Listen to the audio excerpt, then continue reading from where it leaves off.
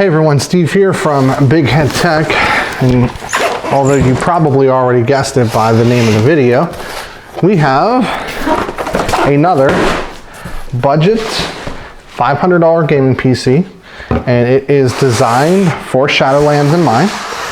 This one's a little bit different, so we'll go over the specs. I did make I don't want to say a mistake, but I forgot that there's two versions of this case. There's the Masterbox 320L, and then the Masterbox 311L. This only has intakes here. The front is glass. So we're going to do some thermal testing on it just to make sure it's fine. I suspect with this level system it will be. Without further ado, let's take a look at what we're working with today. Here we have the case, and the fans do stick a little bit from the recessed pieces here. That being said, we're going to move one of these fans in the rear anyhow. For this kind of system, it's fine.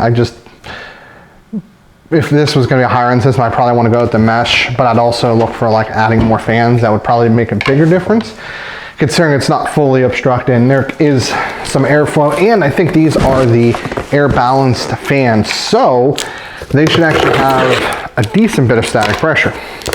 So this build, the guy that gave this the backstory, I did a $500 build. A friend of mine ended up wanting to buy it, and then somebody else also wanted to buy it. And they were still interested after I sent it out to a friend. And I said, well, I don't know if I can replicate this. So full disclosure there. But he said, well, let's wait for Prime Day deals. Let's see what we can do. And I said, oh, well, that's fine. So I waited for Prime Day deals and didn't find anything I liked. But good old Newegg had plenty of deals. So we went ahead and did that. Now, just like the previous system, this system actually did not cost $500. It cost about $530-ish, $520, something like that, because I did, out of my profits, elect to put a aftermarket cooler in here. It's not anything fancy. It's probably more or less close to what I put in the last system, so keep that in mind there. But so the stock one works fine. I just wanted to add a little bit of RGB. This guy did wait. He did give me a deposit. I've never met the guy, so whenever somebody shows good faith, I don't mind taking $20 out of my pocket to add a little bit of flair or pizzazz to the system here. Now, I didn't manage to get all brand new, unfortunately. I did go with a refurb board, and that actually was not intentional until I was at checkout, because I didn't realize it was refurb. But then again, at the price point and the level of board we got, honestly, it's perfectly fine. So let's talk about specs. So power supply right here is a 450BR. I wanted something with black cables, 80 plus bronze, something good enough for $500 build. We have an i3 9100F quad core, 4 threads. No hyper threading, but for a while, that 4.3 gigahertz boost is going to be very, very, very important. We have another, I think the same SSD I used before, it's a 512 gig SATA, and this is going to be interesting. So I got this thermal take cooler, and the graphics card is a 1650 Super. So that graphics card should be a little better than the 1063 gig, whereas the CPU might be a little bit worse than multi-threaded, but in WoW it should actually be more or less the same. And WoW is his main system, or game wants to play. So then we ended up with 3000 megahertz RAM. It was $1 more than 2400 megahertz. I was like, you know what, who knows? It's worth $1, even though we can't really utilize it. And then we have, like I said, the Masterbox system. So total excluding coolers is around $500, $505 plus tax, and if there's shipping involved as well. But this should prove to be pretty good. Let's go ahead and get started. Okay, let's go ahead and install the CPU cooler here, or CPU and cooler rather. And I'm going to do the stock heatsink because I'm going to do a separate video on the performance of the thermal take one that I bought, just to give you guys an idea of how good it is. Plus, I have an upcoming video which is going to use the stock heatsink. That is going to be a super budget $400 non-RGB gaming PC. So stay tuned for that. So again, this is an i3 9100F, so there is no integrated graphics, but it's a quad core with a maximum turbo frequency of 4.3 gigahertz from my memory, which is going to be great for games like World of Warcraft, which very rely on high clock speed and high single-threaded performance. So we're going to have to undo this a little bit here. There we go. Plug her in first. Now we'll figure out how we want to run these cables. Most likely it's going to be just like that for now.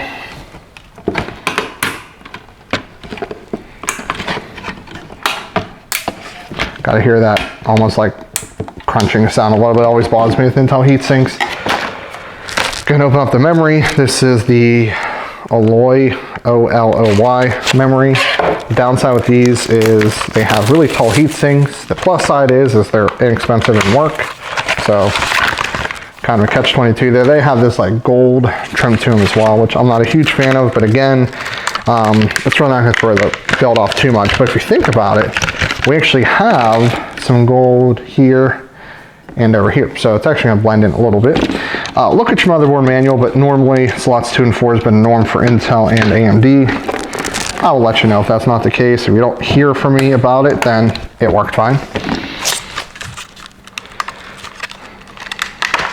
The other one open here. Make sure it goes in the same way. Always make sure that the notch in the memory stick right here matches up with the board, and you want to support it under and install it in there.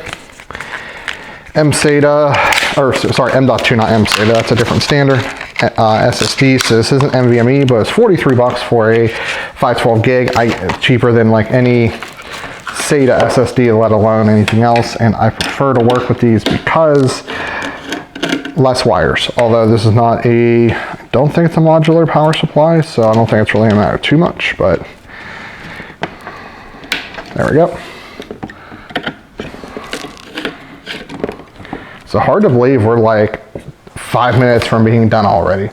Get the board in, board, power supply, graphics card, and then test boot, and we're done. I love building these systems. I've even built some higher end systems this fast. You just have to have them planned appropriately. You have the right case. You go with all M.2 NVMe storage, you're solid. Of course, as I say that, I bet you I'm gonna fight this I/O shield. There we go. Actually got that in surprisingly. And then just slide this bad boy in, check the standoff situation here. So we have standoffs everywhere we need it, so we're good. Quick tip, I'm going to try screwing in one of the standoffs that I already have a screw in to see if it's the right one. And I'm going to bank on that being yes. I think that was the case for the last one as well. You can alternatively also look at the motherboard manual. I think that's also a good idea. We'll go up this corner.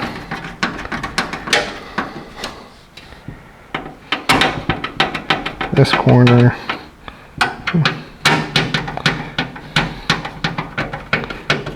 That one. Every time. Forget to bust these out. And this is the one area that I don't like this case.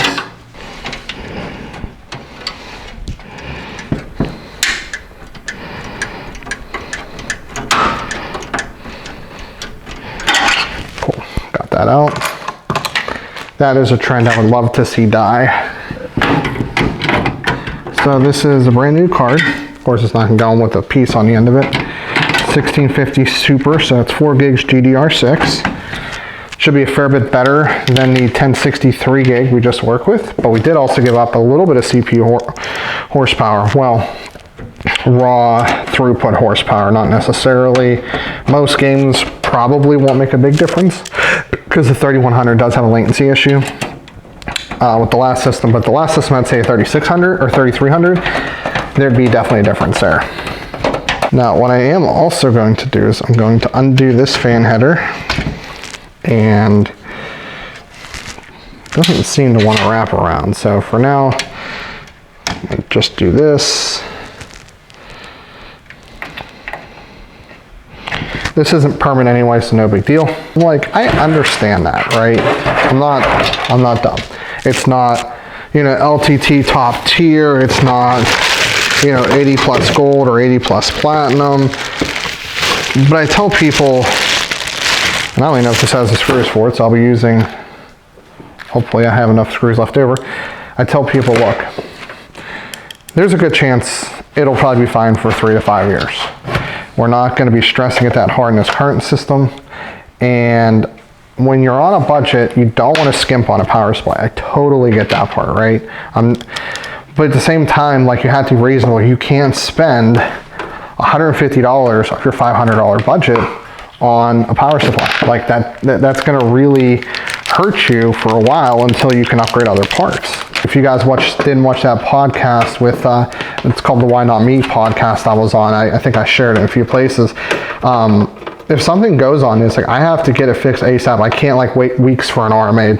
That's not a good customer experience. So this should give you a decent point of view from a wiring standpoint here. So we're gonna go USB 3 here.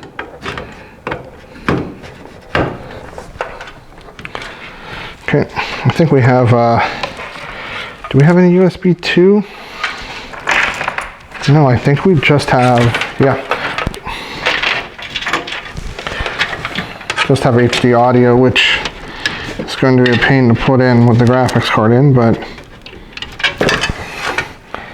fact, yeah, I am going to remove this for the time being.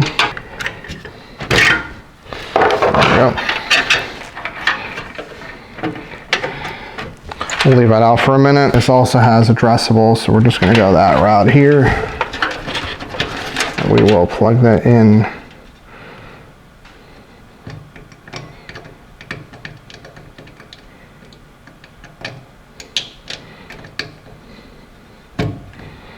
I think that's good.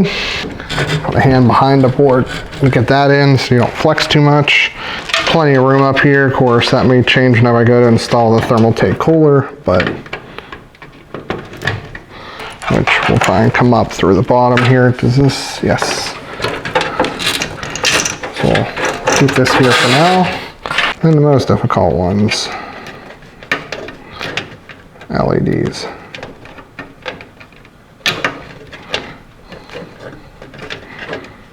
Okay, graphics card back in.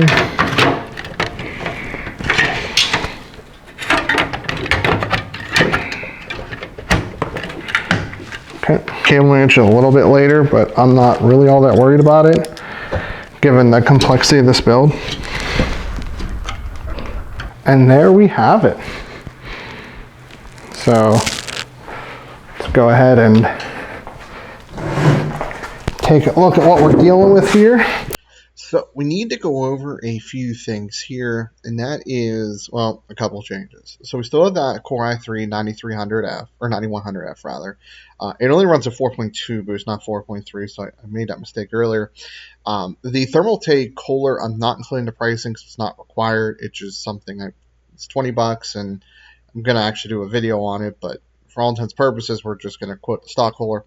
We're not long-term going with the Gigabyte board. I was not happy with it. The RGB didn't work. As you saw by the test setup, it had like some flashing white.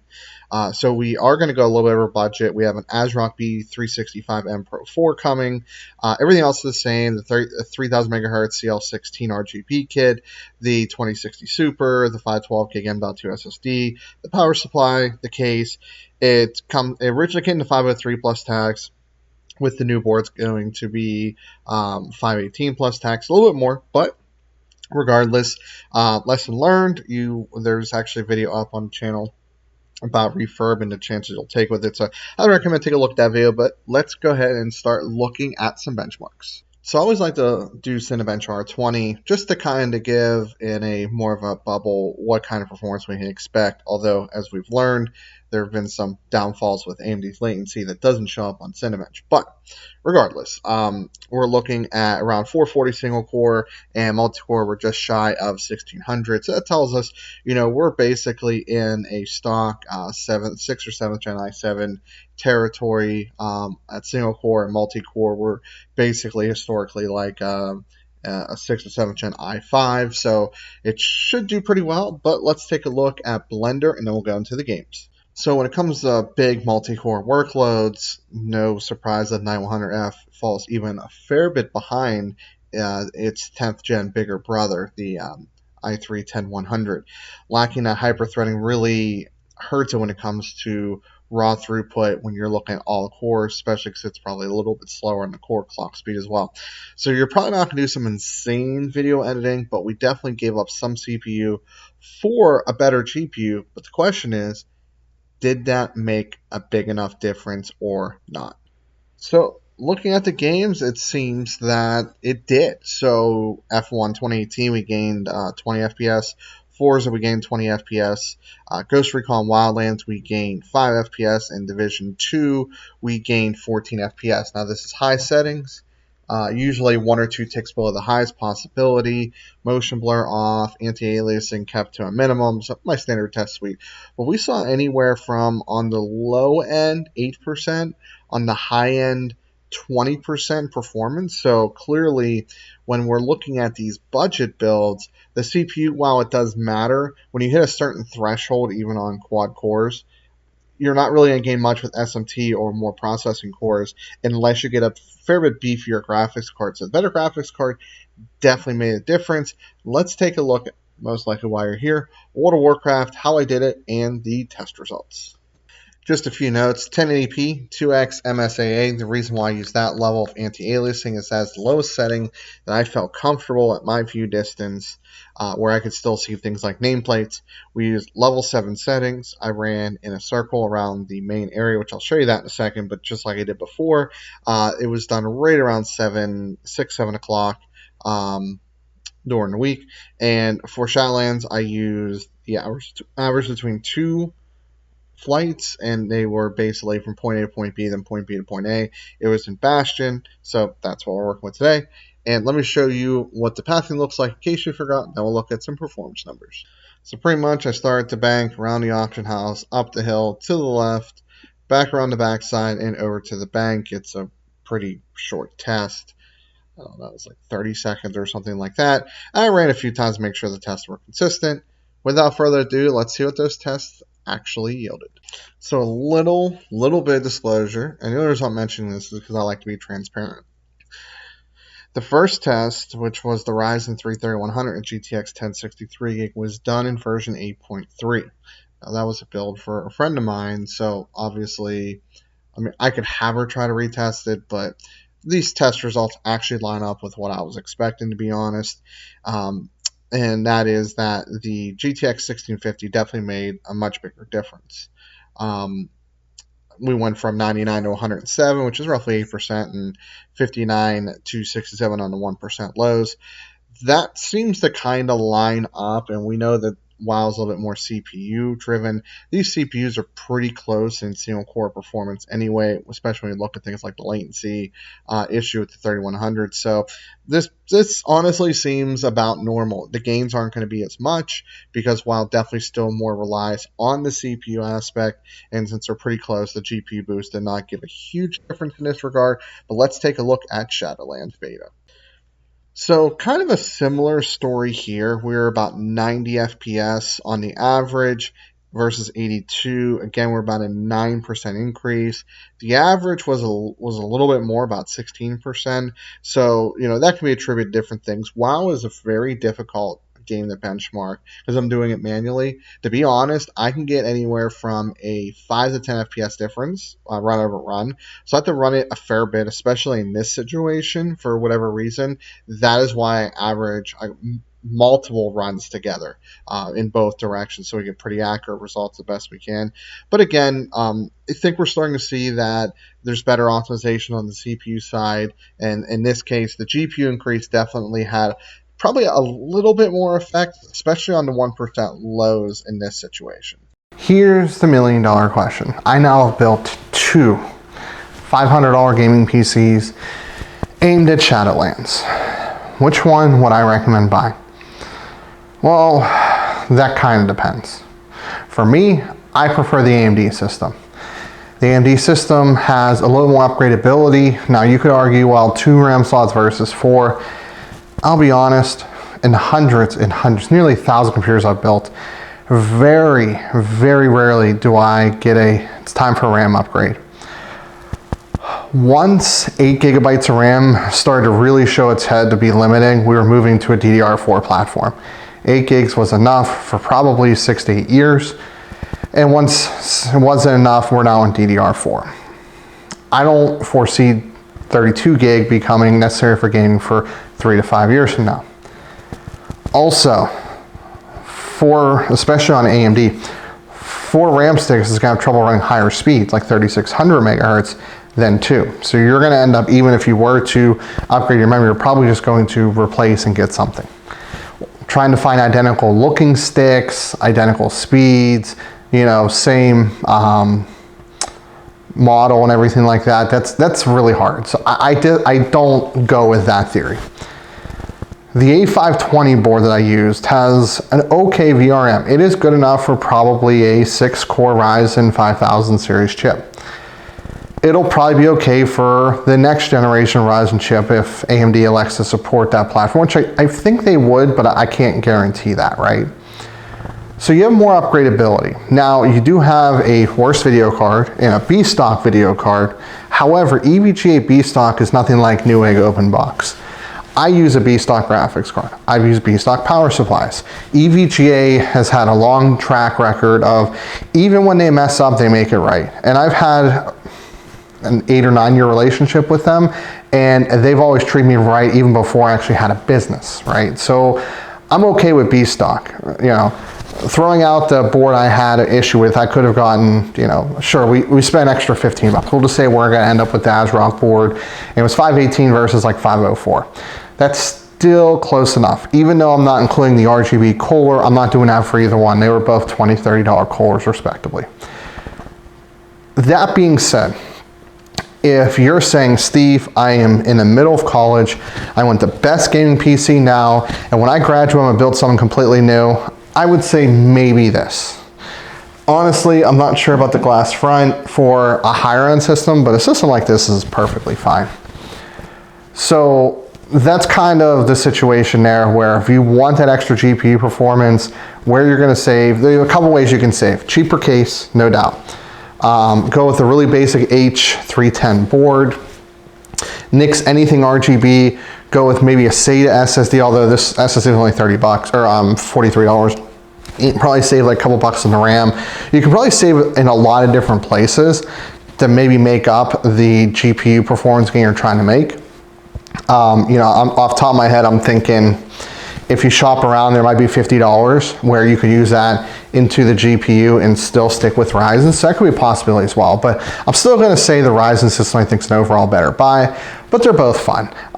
This is aimed only at Shadowlands. That's all his interest was. He wanted to keep it as inexpensive as possible. So for that, higher clock speeds compared to what else was available and the best GPU on the market for the price point that we had was basically the ideal situation for him, which is why we ended up going that route. So if you want to buy anything featured in this video, this computer, we talked about the other computer, whatever, link in the description below. I do get a small, but I do get a kickback or commission from that. Like the video if you liked it, dislike it, leave a comment, get subscribed. I'm going to be turning this into a $400 gaming PC with B-stock items, so stay tuned to that. That's going to be pretty interesting. And as always, this is Steve from Big Head Tech, and I'll see y'all later on down the road.